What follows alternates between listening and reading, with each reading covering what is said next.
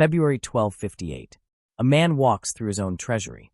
Guards flank him on both sides, not his guards. He's looking at gold he spent 50 years protecting.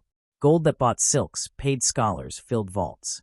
While his army went without armor, the men beside him watch his face. They wait to see if he understands yet. He doesn't speak. Behind him, his city is burning. Ahead of him, something worse than fire. This is Caliph al-Mustasim, ruler of Baghdad, commander of the faithful, spiritual heir to Muhammad himself. In 3 hours he will be dead. But not by blade, not by arrow, not by any method you expect. The men who destroyed his city follow rules you've never heard of. And what they did to his family wasn't just execution. It was architecture, a blueprint printed in blood, so every king from Damascus to Delhi would know exactly what defiance costs. They didn't need to repeat it. They only needed to do it once. For 500 years, Baghdad had been the axis of civilization. This was where Greek philosophy met Persian astronomy, where Indian mathematics merged with Islamic law. The world's knowledge concentrated in libraries that catalogued everything from medicine to mechanics. The House of Wisdom alone held texts that would take 3 lifetimes to read. Al-Khwarizmi invented algebra here. Al-Razi wrote medical encyclopedias Europe would translate 400 years later. Scholars traveled from Spain to Samarkand to study in Baghdad. Its population exceeded 1 million. Underground canals channeled water. Markets traded goods from China to Cordoba. Hospitals treated patients regardless of faith or wealth. This was not Rome fading into memory. This was a civilization at its operational peak. And ruling over all of it was al-Mustasim. Not just a king, not just a political figure. The caliph was the successor to Muhammad, spiritual authority over millions, legitimacy stretching back through 37 generations. He inherited the title in 1242, and with it a government decaying for 2 centuries.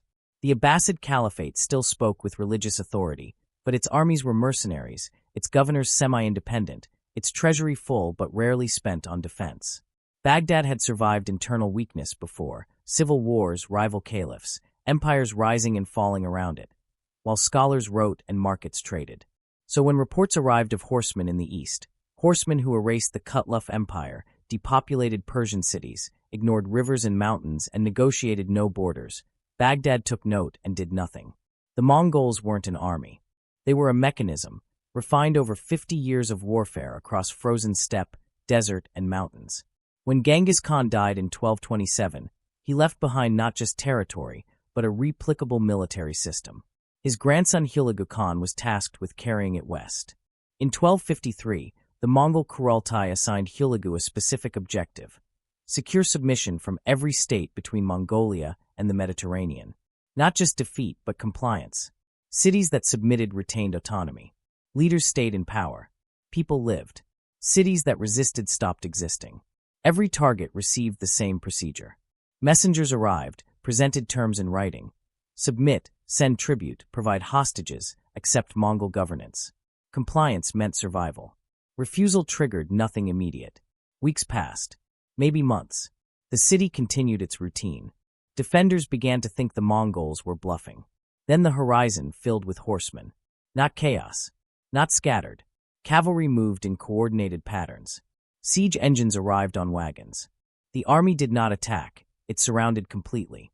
Every gate, every road, every escape route. Then construction began. In full view, Mongols assembled trebuchets designed to throw 300-pound stones. Engineers from China and Persia worked alongside Mongol soldiers. Defenders watched machines built specifically to dismantle their walls. A second embassy arrived. The terms were repeated word for word. Last chance. Most cities surrendered here. If refusal continued, the siege began. Not as chaos, but as procedure. When walls collapsed, infantry moved in units. When gates broke, cavalry secured routes. The city fell in sections. Once inside, the population was divided. Artisans identified and spared. Scholars spared. Engineers spared.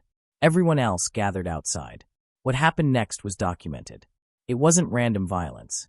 It was systematic elimination. Survivors were resettled in Mongol territories. The city itself was often burned, not as punishment, but as evidence. The Mongols didn't conquer for territory, they conquered for compliance. Every ruined city became a textbook for the next. By 1257, Hulagu had already applied this system across Persia. Nishapur refused. Population eliminated. Merv refused. Systematically depopulated. Herat refused.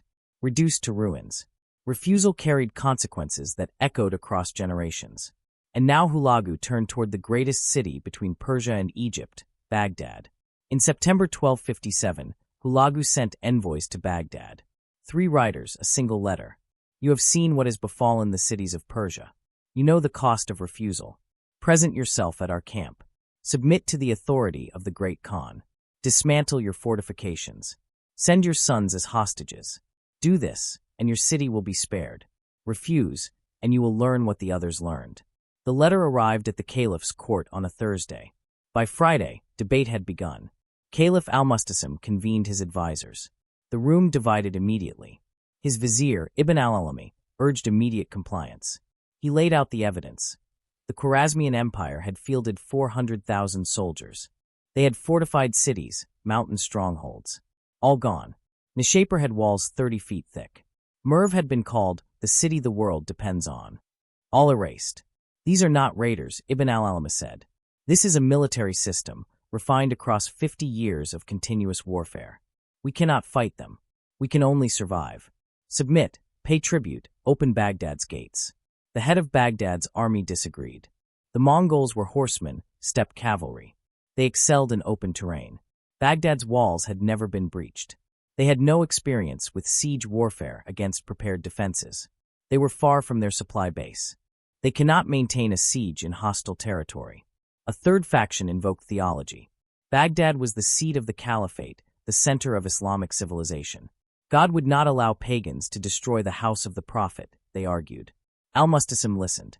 He was 54, had ruled 16 years. He had never faced a military crisis of this scale. Contemporary sources describe him as fond of luxury, devoted to scholarship, uncomfortable with military matters, trusting in the authority of his position. He looked at Hulagu's letter. He looked at his advisors. He made his choice. We are the caliphate, he said. We do not submit to threats from horsemen. He ordered the envoys dismissed. No tribute. No preparations. Ibn al-Alami tried one last time. If we refuse, they will come. Then let them come, al-Mustasim replied. The envoys left Baghdad on September 24, 1257, carrying no response, just confirmation of refusal. What followed was more telling than the refusal itself. The caliph did not mobilize the army. He did not reinforce the walls. He did not open the treasury to pay for defense. Instead, he continued his routine as if threats would dissolve through inaction. Meanwhile, 300 miles to the east, Hulagu's army began moving. November 11, 1257. Mongol advance forces appeared 30 miles east of Baghdad. Scouts reported back. Cavalry units, estimated 5,000 horsemen, no siege equipment visible. Baghdad's military commander saw opportunity. If the Mongol force was small and isolated, they could be destroyed in open terrain. A decisive victory would demonstrate Baghdad's military capability and discourage further advance. November 13, 1257. Baghdad's field army marched east. 20,000 men, 12,000 cavalry, 8,000 infantry. The largest force the caliphate had assembled in decades. 3 days of supplies. The plan was simple. Intercept the Mongols, engage in open battle, destroy them before reinforcements arrived, return victorious. November 15, 1257. The armies met 25 miles northeast of Baghdad. Baghdad deployed in traditional formation. Cavalry on the wings, infantry in the center. The Mongol force appeared smaller than expected, maybe 4,000 horsemen. Baghdad's cavalry charged. What followed was recorded by survivors who fled to Baghdad. The Mongol line retreated, not in panic, but in coordination. They fell back in organized units. Baghdad's cavalry pursued. 1 mile, 2 miles, still organized. Then the flanks appeared. Mongol cavalry hidden in gullies north and south emerged simultaneously. Baghdad's cavalry found itself surrounded, not by the 4,000 they'd chased, but by 15,000. What followed wasn't a battle. It was dismantling. Mongol archers fired while riding at full gallop. Composite bows punched through armor at 200 yards. Baghdad's cavalry tried to regroup. Formations had already disintegrated. Officers shouted orders that could not be heard over chaos. Infantry, watching, saw the wings vanish into the Mongol formation. Retreat began toward Baghdad. The Mongols didn't pursue. They surrounded the remaining cavalry, methodically eliminated them. By nightfall, it was over. Survivors who reached Baghdad reported 20,000 men had marched out. Fewer than 3,000 returned. The caliph's personal guard was eliminated.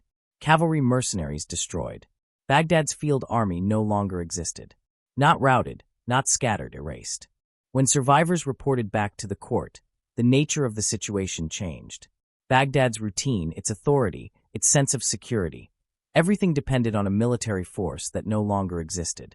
The caliph's decision to ignore Hulagu's warnings had been catastrophic. This wasn't a raiding party. This was a trap.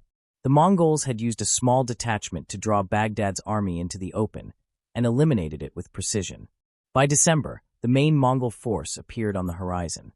Baghdad's walls were all that remained between the caliph and annihilation. January 11th, 1258. Hulagu completed the encirclement of Baghdad. Estimates place his army at 150,000 soldiers. The Mongols didn't merely surround the city. They built infrastructure.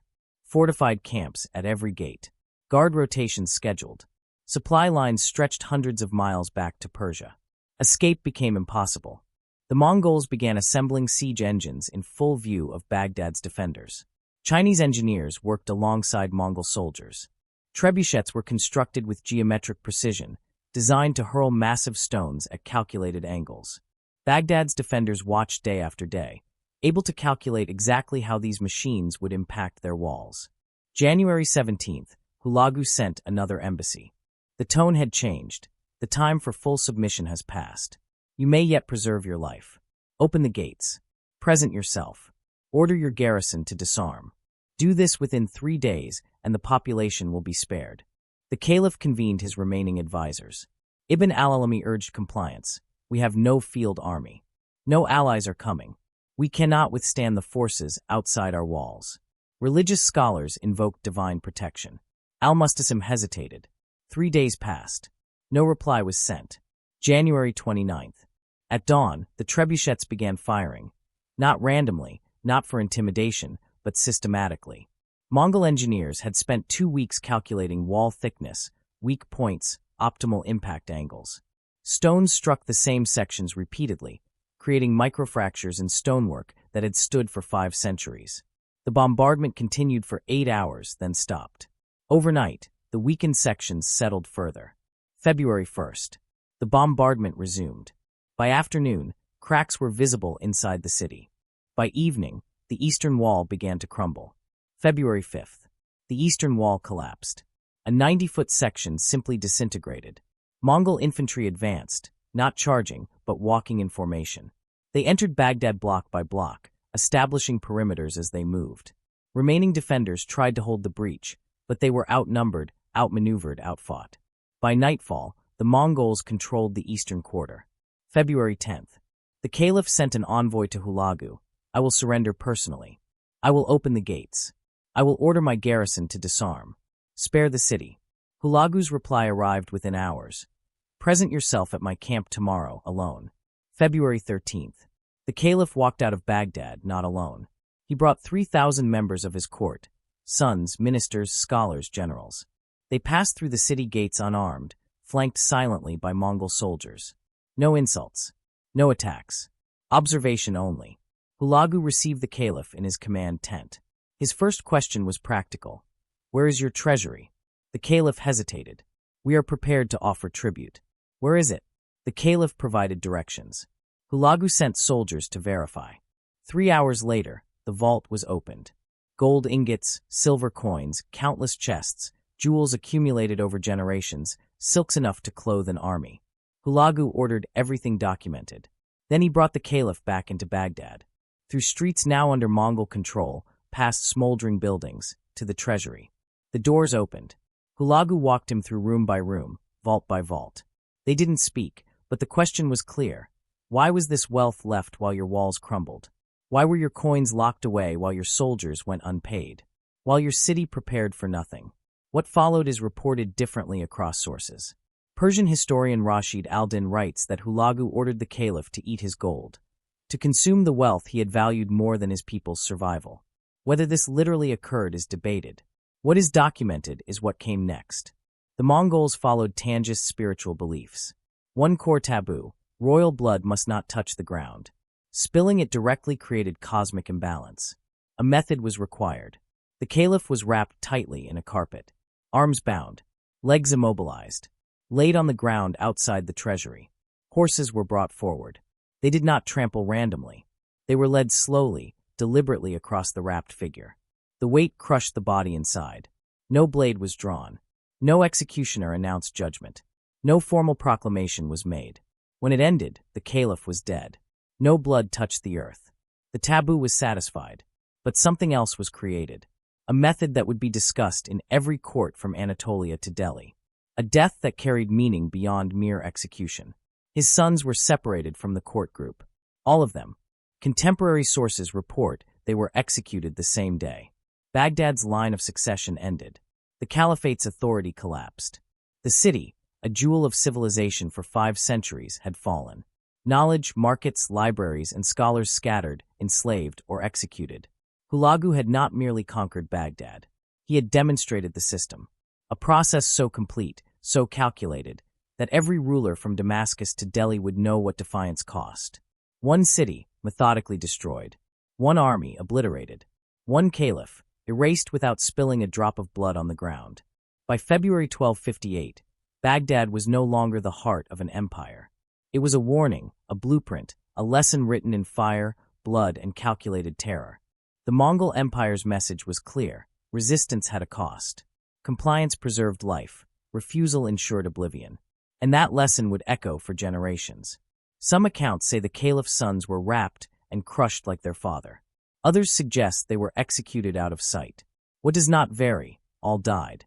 No heirs survived. The caliph's daughters were removed from the group. Their exact fate is unclear. Some sources mention them being distributed among Mongol officers. Others claim they were sent east into Mongol territories. After February 13, 1258, they vanish from detailed historical records. The 3,000 who had walked out of Baghdad with the caliph, ministers, scholars, generals, were divided. Those with useful skills were separated. Engineers spared and sent into Mongol service. Physicians spared. Administrators who knew local governance spared. Everyone else was executed outside the city. The Abbasid dynasty, 500 years of continuous rule, ended that day. No succession occurred. No heir escaped. No continuation was possible. The family line tracing back through 37 generations to Muhammad's uncle was severed. The news spread even before the bodies cooled. Hulagu gave Baghdad to his soldiers. For 13 days, the Mongols divided the city into sectors. Each unit was assigned districts. They moved systematically, building by building, street by street. Artisans who worked metal, wood, or stone were identified and removed. Scholars who could read or write were spared. Merchants who understood trade routes were relocated. All valuables, gold, silver, jewels, silk, spices, manuscripts, were catalogued and removed. Those remaining were gathered outside the walls.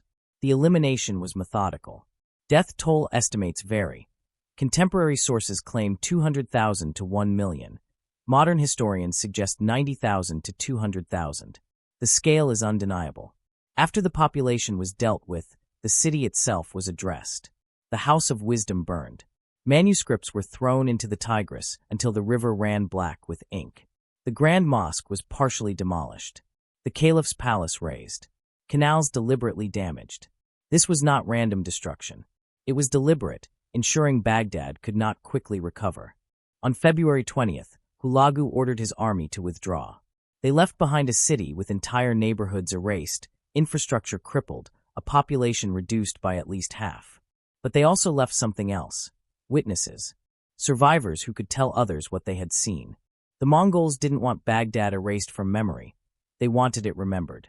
Within weeks, news reached Damascus. Within months, Cairo.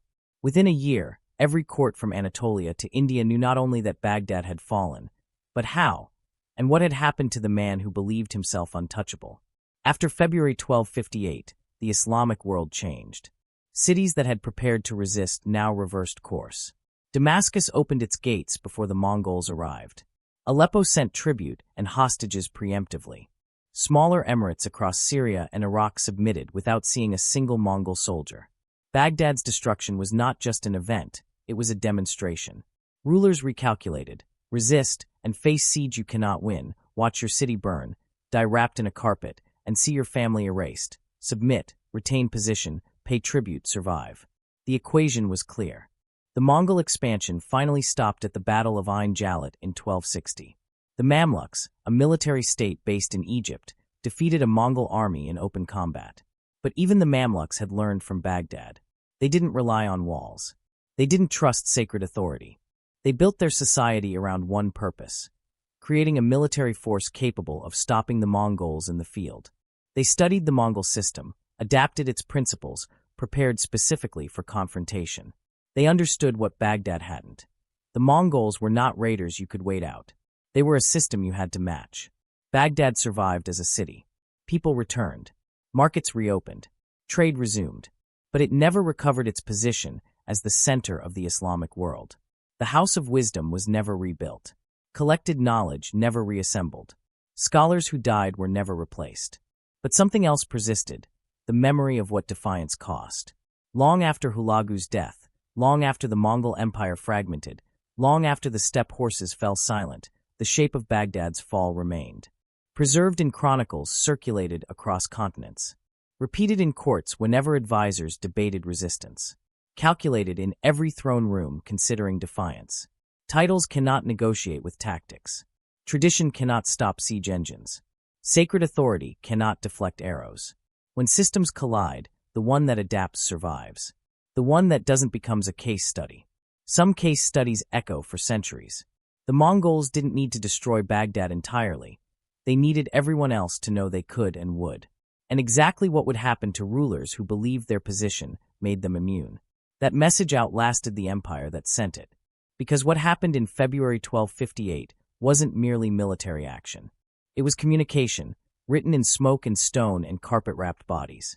A warning traveling faster and farther than any army could. Some warnings, once taught, never need repeating. Baghdad had been the jewel of an empire, the axis of knowledge, faith, and commerce for over 5 centuries. Its libraries held texts that would take lifetimes to read. Its markets connected Asia to Europe. Its canals carried life across a city of 1 million people. Its scholars produced algebra, encyclopedias, medical texts. Its hospitals treated the poor and wealthy alike. And yet, all of this did not save it. The Mongols understood that control is measured in compliance, not bricks. Destruction was methodical, survival conditional, and the lesson clear: empires that cannot adapt will not endure. The caliph's wealth, once his shield, became his indictment. His family line, his army, his city, all were instruments in a larger demonstration. The system of Mongol warfare, refined for decades, met Baghdad in the full knowledge of both sides. One side calculated, adapted, and executed. The other, reliant on legacy, faith, and complacency, fell. The caliph died not merely as a defeated ruler, but as a symbol of misjudged invincibility. Hulagu's instructions were precise. Valuable skills were preserved for service. Everything else was erased. The city was left partially intact, not as a gift, but as proof. Proof of what happens when the system of submission is ignored. Proof that order, method, and psychological calculation could replace brute force. The destruction was a performance as much as a conquest, a message encoded in fire, death, and memory. The world watched, and it learned. Baghdad would survive physically, but spiritually, politically, culturally, it was broken. The caliphate ended. Knowledge scattered. Memories endured. The method mattered more than the material. Compliance was measured, resistance punished, and the system demonstrated. Hulagu's legacy was not merely conquest. It was the knowledge that the impossible could happen, and that history would remember exactly how.